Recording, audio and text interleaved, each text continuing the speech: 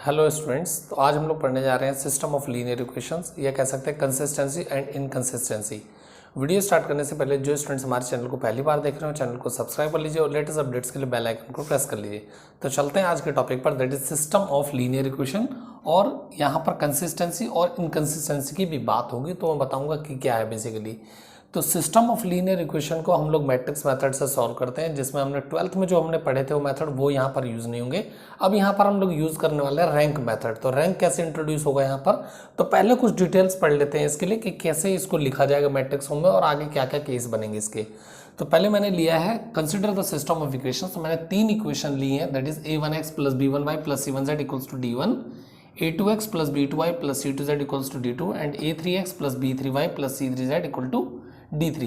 जितने भी कोफिशिएंट्स दिख रहे हैं आपको a1 a2 a3 b1 b2 b3 c1 c2 c3 d1 d2 d3, ये क्या है, सारे कांस्टेंट्स हैं। ओके, तो मैंने यहाँ पर लिया है 3 इक्वेशन लिए हैं, 3 अननोन्स लिए हैं।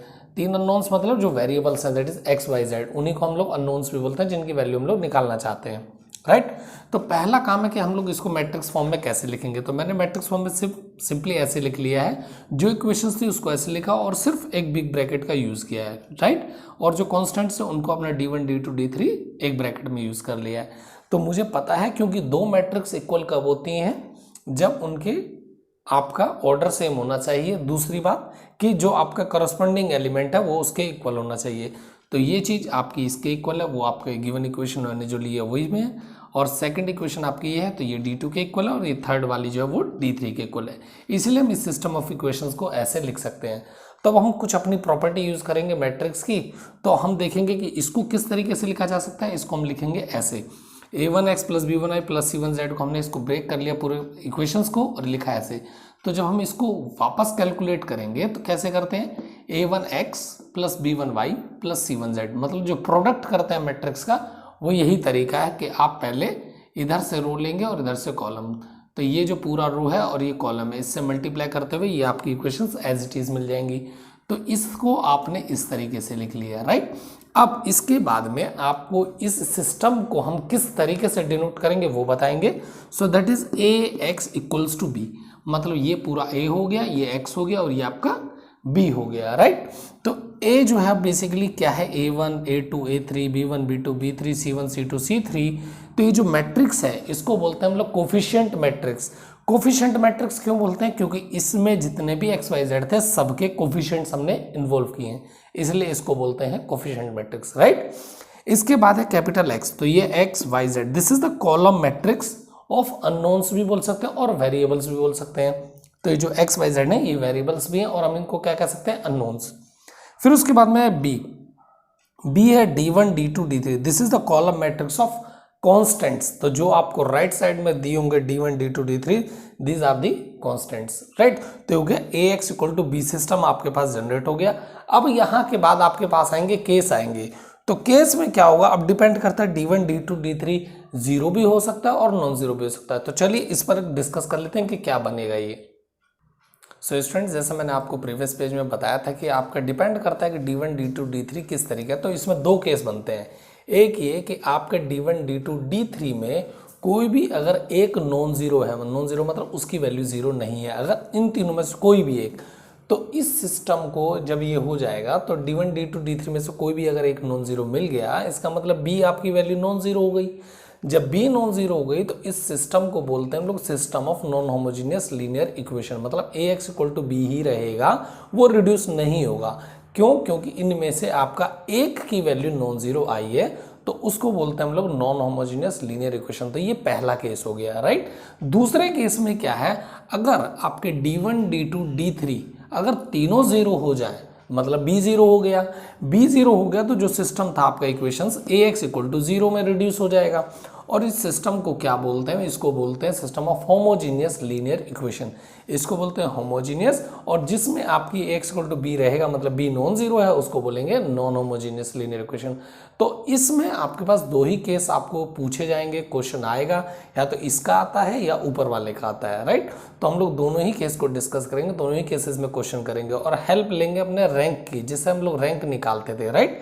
तो उसके बाद में अभी बात आती है ऑगमेंटेड मैट्रिक्स। ये क्या चीज़ है, तो it is defined as AB, this is the notation, this is the basically notation for augmented matrix. तो ऑगमेंटेड मैट्रिक्स होती क्या है, जो कोफिशिएंट मैट्रिक्स है उसको लिख लेना है आपको, और जो बी की वैल्यू थी that is D1 D2 D3, और इन डॉटेड लाइन से इसको सेपरेट कर देना है। वो सेपरेट इसलिए करना है क्योंकि जब आप रैंक निकालने जाएंगे तो आपको पता होना चाहिए कि ए आपका इतना है और ये बी है, और पूरे की अगर बात करें ए बी तो ये पूरा कंप्लीट है।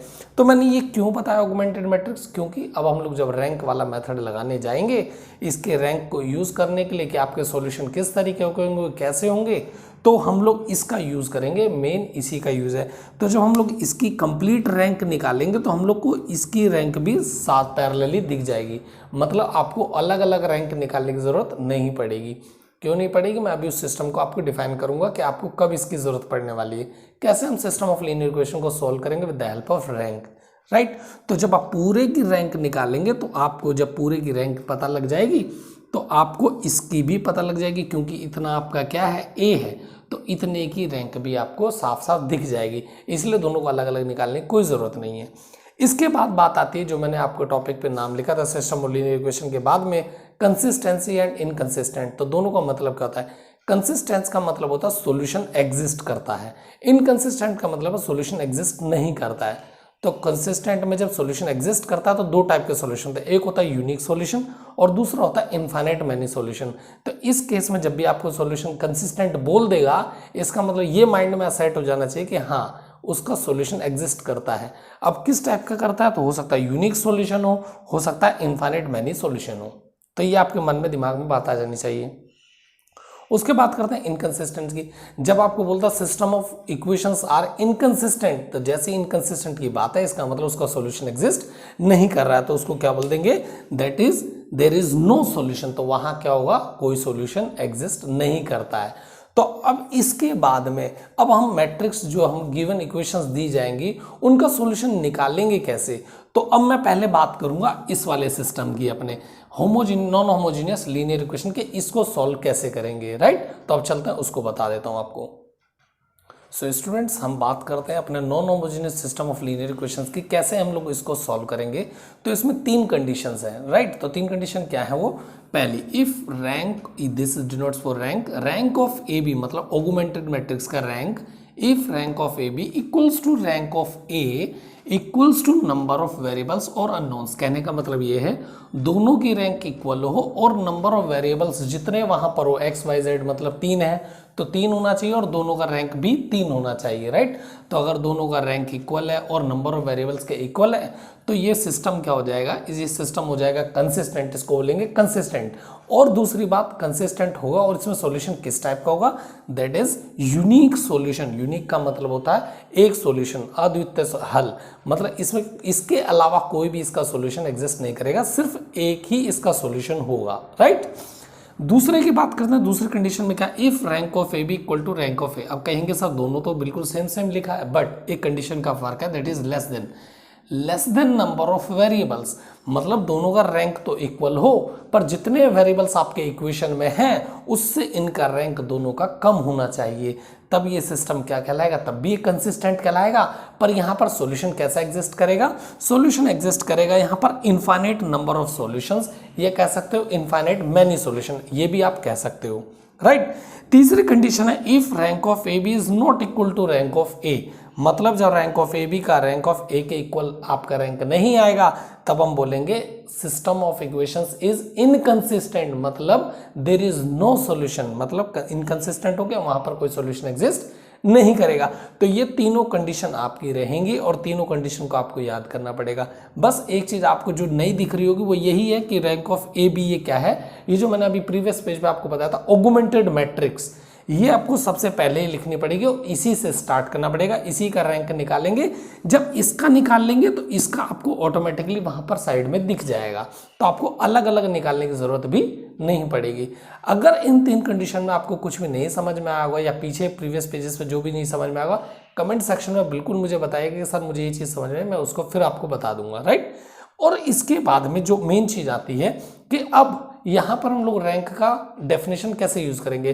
तो जो डेफिनेशन हमने पहले यूज करी थी अब उसको नहीं करेंगे, यहाँ पर हम लोग थोड़ा सा लॉजिक लगाने वाले हैं रैंक के लिए, वो ये कि जितने भी नंबर ऑफ नॉन जीरो रो हैं, जितने भी नंबर ऑफ नॉन जीरो रोज हैं, किसमें, इक्लोन फॉर्म में। अब इक्लोन फॉर्म क्या है, जो हम लोग लेते थे 1 0 0 बनाते थे, फिर 1 नीचे बनाते थे, A2 एलिमेंट को उसके नीचे 0 बनाते थे, so that will give you echelon form. तो जो रिड्यूस्ड मैट्रिक्स है, मतलब जिसमें आपने एलिमेंट्री ट्रांसफॉर्मेशन लगाई और उसको रिड्यूस किया, जहां पर आप रैंक निकालते थे, उसको बोलते हैं हम लोग इक्लोन फॉर्म, राइट। उस इक्लोन फॉर्म में जितने भी नंबर ऑफ नॉन जीरो रो हैं, नॉन जीरो रो का मतलब क्या हुआ, मतलब आपका अगर कोई भी एक रो में एक भी एलिमेंट ऐसा मिल जाए जो नॉन जीरो वैल्यू रखता हो, तो उसको बोलते हैं non zero row. I repeat, अगर आपको किसी भी रो में एक भी अगर नॉन जीरो एलिमेंट मिल जाता है, मतलब एक एलिमेंट ऐसा जो जीरो नहीं है, उसको बोलते हैं हम लोग नॉन जीरो रो। जीरो रो मतलब सारे एलिमेंट जीरो हैं उस रो के, तो वो गया जीरो रो, राइट। अब समझ में आ गया होगा इतना। तो इसका हम लोग लॉजिक लगाएंगे, ये इसलिए मैंने नोट लिख दिया ताकि आपको वहां पूछना ना पड़े कि सर यहाँ रैंक कैसे निकाल दिए। तो note, rank of matrix is the number of non zero rose in echelon form. तो ये इक्लोन फॉर्म में जो भी आपके नॉन जीरो रो होंगे, उसी से हम लोग रैंक निकालेंगे, उसी कॉन्सेप्ट को यूज करते हुए इस वाले को इन सब की रैंक बताएंगे। तो अब हमें जरूरत क्यों पड़ रही है कि हम लोग ये लगा रहे हैं, क्योंकि वहां पर कुछ ऐसे वेरिएबल्स भी इंट्रोड्यूस हो जाएंगे, पैरामीटर्स यूज होंगे जिसकी वैल्यू हम लोग नहीं ले सकते, तो वहां क्या, वहां पर कंडीशंस लगेंगी, उन कंडीशन के हिसाब से ये सॉल्यूशन एग्जिस्ट करेंगे। तो जब भी इसका क्वेश्चन आता है, तीनों कंडीशन को लेकर ही पूछा जाता है, ठीक है। और ये टॉपिक बहुत इंपॉर्टेंट है, अगर आपको कोई चीज़ ऐसी लगे कि ना समझ में आ रही हो, तो प्लीज़ मुझसे बिल्कुल फ्रैंकली पूछ सकते हैं। आई होप आपको ये वीडियो पसंद आया होगा, अगर इसको लाइक कीजिए और शेयर कीजिए। Thank you very much.